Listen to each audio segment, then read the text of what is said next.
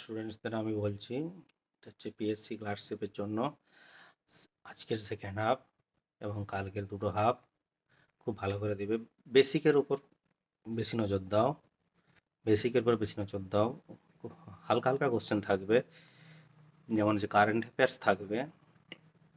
Current অ্যাফেয়ার্সের মধ্যে Bharat Ratna, Nobel, হ্যাঁ, এসব রিসেন্ট যেসব পুরস্কার এসবের উপর থাকবে। তারপর হচ্ছে তোমার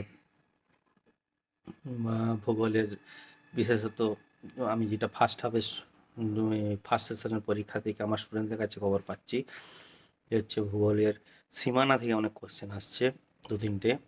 তারপর হচ্ছে সায়েন্সের কোনো কোশ্চেন বেশিরভাগ দেখা যায়নি।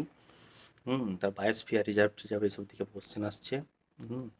অঙ্কের ক্ষেত্রে যেমন হচ্ছে ইয়ে থেকে কোশ্চেন হচ্ছে, সরল সুদ কষা থেকে অঙ্ক আসছে। তারপর হচ্ছে পার্সেন্টেজ থেকে আসছে এইসব। আর ইংলিশ মোটামুটি সহজই আসছে। ইংলিশটা একটু ভালো করে দেখে যাবে। আর কোনো লেখকের কোন বই টই এইসব কিছু আসেনি, আমার কাছে যতদূর খবর আছে সেই অনুযায়ী বলছি। বেস্ট অফ লাক, ভালো করে পরীক্ষা দিও।